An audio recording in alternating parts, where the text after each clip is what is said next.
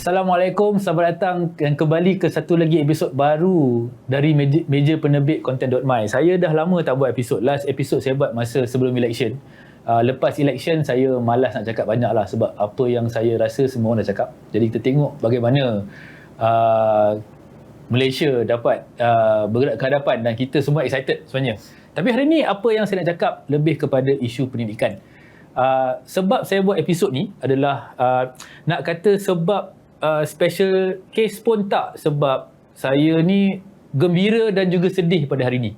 Sebab bersama saya di studio adalah saya punya intern. Okey, bersama saya kalau hari ni adalah, kalau ada tak tahu, selama ni Content.my berjalan daripada bulan November, lebih daripada 70% episod dijalankan dan dijalankan produksi oleh kami punya intern. Okey, jadi cam mixing, switching, audio, masukkan VT adalah semua hasil daripada intern saya yang berada di sini, Afiq, Azli dan juga Ishraf Anwar. Dan hari ini sebenarnya adalah hari review mereka. Mereka daripada UiTM Lendu, TS Hilmi Bakar, seorang si lecturer di fakulti apa tu, saya pun lupa dah, fakulti Pusat Pengajian Komunikasi dan Media UiTM Lendu di Melaka. Jadi sempena hari ni saya decide kita buat satu episod lah. Nak bercerita bukan pasal hanya pengalaman mereka sebagai intern, sebab kita ada universiti, kita ada intern sendiri dan juga saya lah mewakili pihak industri untuk nak berbincangkan sebenarnya di manakah nilai ataupun value latihan praktikal ni dan bagaimana kita boleh kembangkan di masa hadapan. Jadi kita nak dapatkan pendapat daripada semua pihak. Jadi saya rasa saya mulakan dengan Hilmi lah. InsyaAllah. Okay, nak tanya sikit. Pada pendapat Hilmi, di manakah nilai sebenar latihan praktikal? Adakah ia, kalau tak tahulah, saya ni saya cakap dari pengalaman impression sih kami dah ambil intern ni dah bertahun dah. Daripada hari pertama kita orang kita buka company, kita mengambil intern. Dan saya akan ceritakan pengalaman saya dan pandangan saya kenapa kita ambil internship ni. Tapi dari pihak universiti pula kita nak dengar, di manakah nilai sebenar latihan praktikal ni? Okey, kalau kita dekat universiti kan, kita banyak belajar secara teori, insyaAllah banyak kita belajar. Tapi kita tahu dekat universiti kita ada few limitation. Limitation kita macam like equipment, kita tak dapat nak kejar sangat teknologi yang ada berbanding dengan industri kan. Memang awak memang kena buat konten, awak kena belajar, awak kena guna teknologi tu. And then kita dekat universiti kita ada limitation on certain parts in terms of equipment saya cakap tadi tu. So bila kita hantar student pergi latihan industri, kita macam saya lah di pihak industri, kita sangat berterima kasih bila industri sudi nak terima student kita. Maksudnya bukan terima you bekerja, maksud sudi untuk bimbing awak, guide awak untuk upgrade skill apa yang kita dah belajar teori dan sekarang kita praktiskan dekat tempat industri dengan bimbingan pakar-pakar industri lah. Itu nombor satu. Yang kedua, memang kita tahu pengalaman belajar dekat universiti, paling-paling assignment kita kan kena reject dengan lecturer yang cakap baik buruk apa semua. Lecturer ni kan baik, kita tak marah, kita tak buat macam mana klien kalau tu kan, kita faham. Lecturer saya dulu taklah berapa baik sangat. Tak baik, tapi dia baik apa dia kata baik kasar, kejam juga lah kan. So bila kita bayar tempat industri, betul. So you ada experience tadi macam mana majikan awak guide awak ataupun marah awak, macam mana tanggapan daripada klien sendiri, you dapat real experience, real exposure. Yang tu yang memang kita nak awak dapat benda tu. Okey, pendapat Ishraf atau Afiq. Kita start dengan Ishraf dulu. Okay. Kamu rasa kenapa pentingnya latihan industri ni? Bagi saya, pentingnya latihan industri ni untuk student yang biasanya ada parents tak bagi student bekerja part time sebab macam tak sesuai. So macam bagi sesiapa yang tak boleh kerja part time sementara nak tunggu study tu, macam ini adalah peluang mereka untuk dapatkan pengalaman. Intern tu memang dah sebahagian daripada jadual belajar kan. So bila dah ada pengalaman untuk intern tu, so pelajar tu sendiri akan faham, dapat exposure sebenar tentang internship ni yang tak semua orang boleh dapat. So Afiq selama Ishraf selama ni berada di impression daripada bulan 10 dia mula di awal bulan 10 dan akan tamat awal Januari. Apakah pengalaman yang anda rasa yang paling berguna untuk anda selama bekerja di Impression dan Content.my ni? yang di mana macam Hilmi cakap tak dapat diberikan di universiti secara teori. Anda rasa apa take away paling penting yang anda ambil daripada 3 bulan ni? Pengalaman yang paling penting yang saya dapat dekat sini adalah bila kita nak interact dengan klien. Macam saya ni dulu seorang yang pemalu, jenis yang tak takut nak cakap dengan orang. So bila dah ada klien ni, kita memang akan kena bercakap lah dengan diorang kan. So it's actually improve me a lot lah to have a conversation with client, nak direct client in terms of buat video macam mana. So that's the part that saya appreciate sangat dekat sini, di mana saya improve diri sendiri. Kami di sini the impression lah, kita tekankan klien tu bukan hanya external client tau. You have an internal client and also external client. And the client not necessarily is your boss. Your boss is your overall client internally. Tapi bila kita bekerja antara department, kadang-kadang kita punya kerja adalah supporting kepada satu department. Jadi department yang kita support tu adalah klien kita, dan kita kena pastikan yang kita beri servis yang baik kepada klien walaupun klien tu internal. Okey, Afiq pula, apa yang kamu dapat daripada latihan praktikal? Okey, satunya adalah kita semua ada peminat ambil gambar apa semua kan. Macam dulu saya ada tengok satu video diorang, kita panggil dia MCP, Multi Camera Production. So macam saya ada tengok satu video tu, ada orang jaga kamera ni, and then ada yang switch kamera. So macam saya minat nak mencuba benda tu. So bila kita cerita pasal praktikal ni, kita buat semua tu dekat dalam praktikal, dan minat tu saya dapat aplikasikan dalam ni. Okay. So, saya belajar. So sebelum ni memang tahulah pasal benda ni, tapi tak pernah buat. Tak pernah buat. Dia pernah buat di sini di Content.my. Okey, ini pandangan saya. Saya nak cakap daripada segi internship. Sebagai syarikat, and ini saya nak kaitkan dengan isu yang pernah dibangkitkan beberapa tahun yang lepas. Okey, kebanyakan tanggapan bagi syarikat adalah syarikat ni mengambil intern untuk mendapatkan cheap labor. Okey, adakah anda rasa itu benar? Macam mana yang cheap labor? Cheap labor, pekerja murahan. Adakah anda rasa itu betul? Kalau kita nak cerita pasal intern lah kan, semua bila kita tahu yang macam saya cakap, kalau kat you belajar teori je, so skill-skill tu kurang. Okay. So sebenarnya dari sini, dari praktikal ni lah, kita wujudkan satu, orang kata apa, skill, kita develop skill seorang tu dari intern ni lah. Kalau tak ada praktikal, bila lagi dia nak develop dia punya skill. Okay. So dari situ nak cakap cheap labor tu tak adalah, sebab ni dalam sesi pembelajaran kan, orang kata learning process. Yelah, sebab isu-isu yang berbangkit sekarang ni adalah bila intern masuk, dia dibayar allowance yang kira nak kata macam di impression ni kami tak bayar murah. Kami cover lebih sikit lah daripada market, sebab kami berada di Cyberjaya dan kami faham yang memang ada kekangan lah. Jadi allowance tu bagi kami adalah untuk menampung sedikit sebanyak proses pembelajaran berada di praktikal. Okay? Tapi kami juga sebagai satu syarikat, kami faham yang sebenarnya itu bukan gaji. Okay? Itu ada allowance.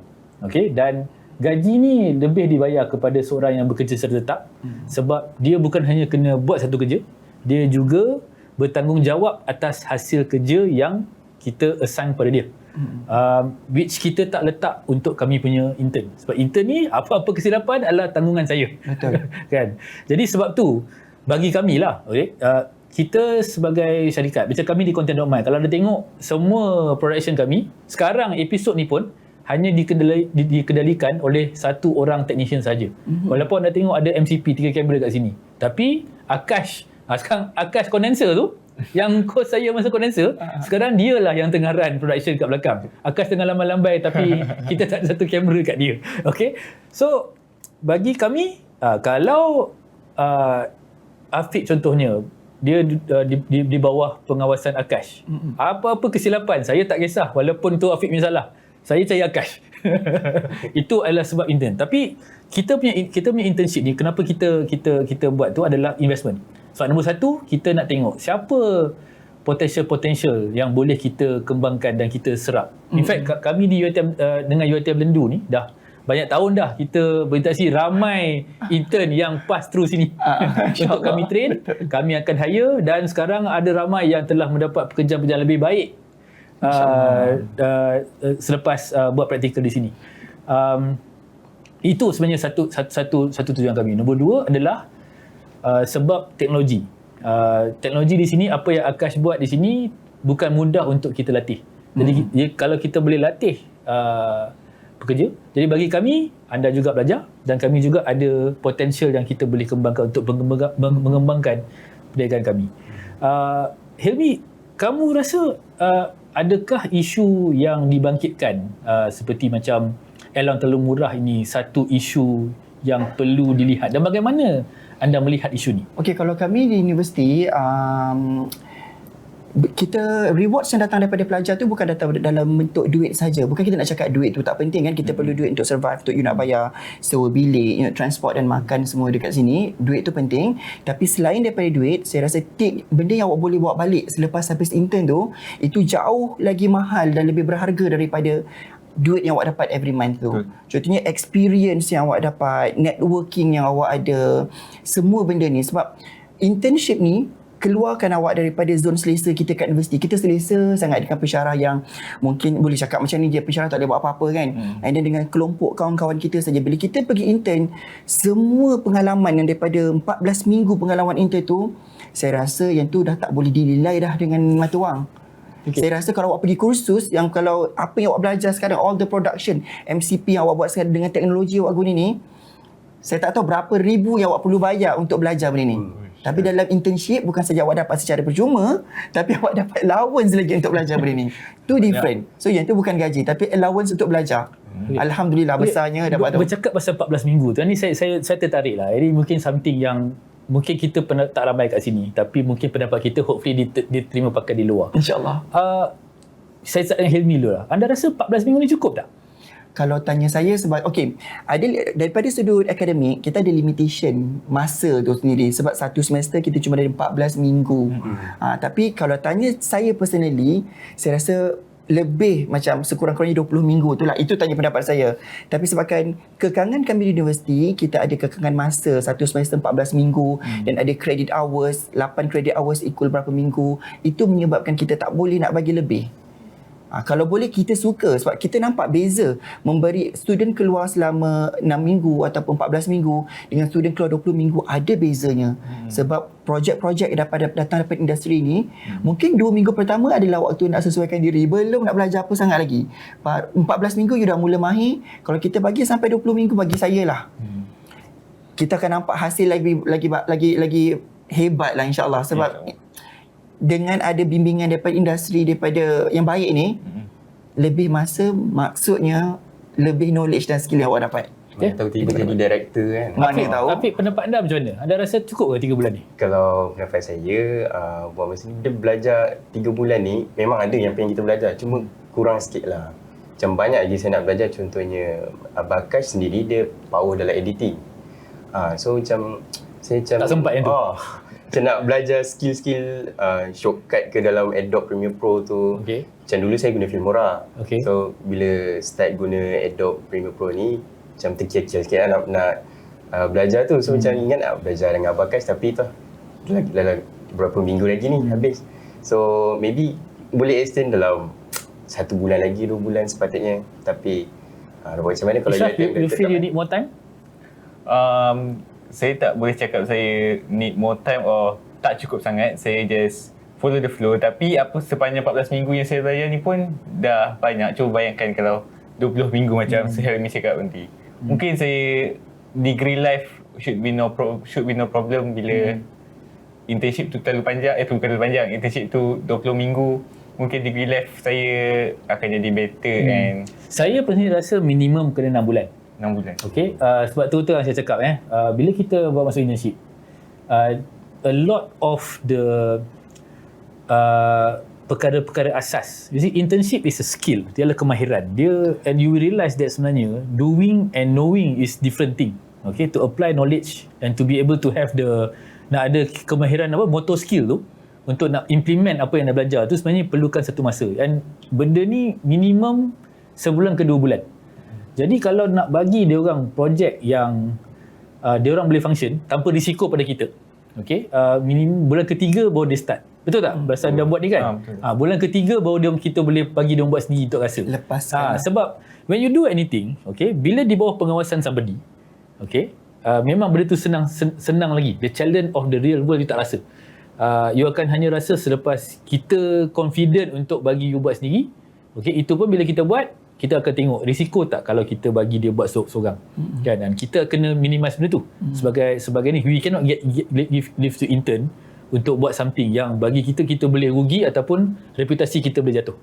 Alright, so kita akan tengok macam mana dia punya kebolehan. So saya tengok on average lah, termasuk dengan Afiq dan Ishraf, dia dah asas-asas tu dan 2 bulan baru dia dah boleh pegang tanpa kita kena tekan dia, kena betulkan dia everyday. So kita tengok je lah, macam mula-mula masa Ishraf masuk, dia buat saya social media, mula-mula 10 kali 15 kali review, lama-lama okay 2-3 kali, and at the end, towards the end, for me I just betulkan strategi saja. Yang lain semua dia dah tahu take over kan. Tapi bila dah sampai ke level tu, you nak belajar untuk buat benda yang lebih advance, tak sempat sebab 3 bulan saja. So itu pendapat saya. And I personally think that kalau lah let's say kita industri, kita boleh work together for a program, tapi timing ni kena penting. Saya tak tahulah, masa saya di universiti, bagi saya lah sorry to say lah kan, I think during my time kita degree 4 tahun, latihan industri pun 3 bulan juga, and di dalam tahun ketiga kan. Secara ideal bagi saya, kalau you boleh convertkan the final year tu, instead of buat final year project, ataupun convert that final year project kepada 1 semester kan, thesis tu semester, tapi 2 semester untuk data industri and dekat hujung, so dia graduate on job training. Saya tak tahulah dekat di bawah MQA apa semua kan, mungkin ada isu di situ, tapi universities have to start looking at diorang punya objektif. Adakah dia nak jadi universiti yang research heavy, contohnya you nak produce banyak paper, banyak PhD, ataupun is your university khas untuk create strong workforce untuk industri. Sekarang ni terus terang saya cakap, saya tak nampak perbezaan.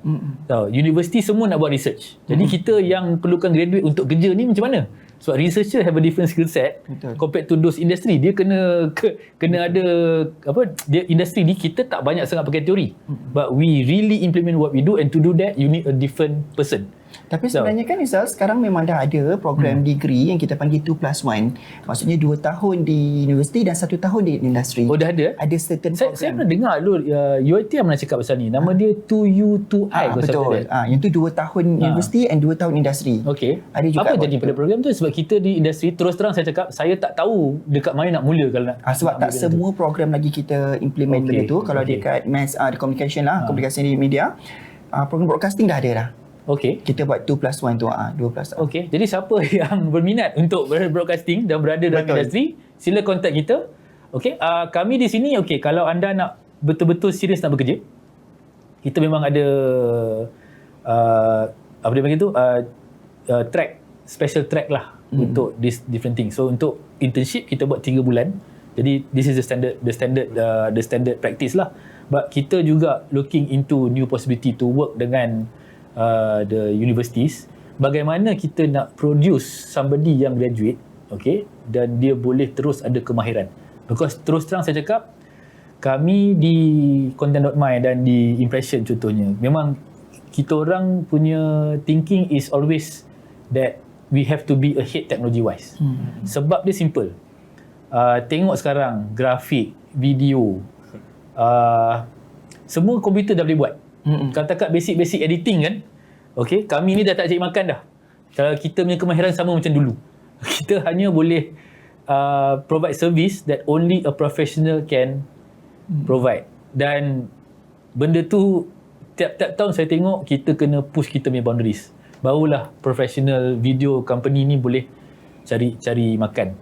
So sama juga dengan internship. Kalau internships are just here for 3 months, we feel that I think not enough to supply the manpower that we need. Sebab kita perlukan orang, and kita sanggup bayar.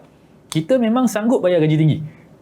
Tapi kalau let's say lah you nak starting pay you 3-4 ribu, kita punya sale untuk you seorang saja kena project of about 12 to 15,000. Baru kita boleh bayar gaji 5 ribu. Sebab kita ada kita punya studio cost, kita ada kita punya management cost, utility, macam-macam lah. Kan? So usually for us, it's a ratio of 1:3. Kalau kita tengok, okay, berapa dia boleh buat projek.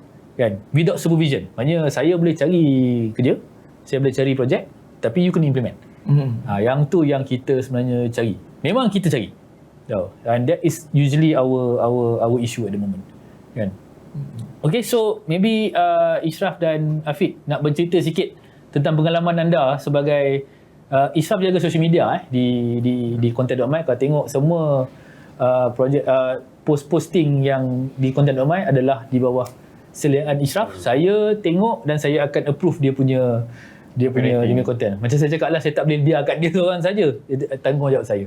Okay, Afiq telah lama berada di studio sebagai dalam pasukan produksi.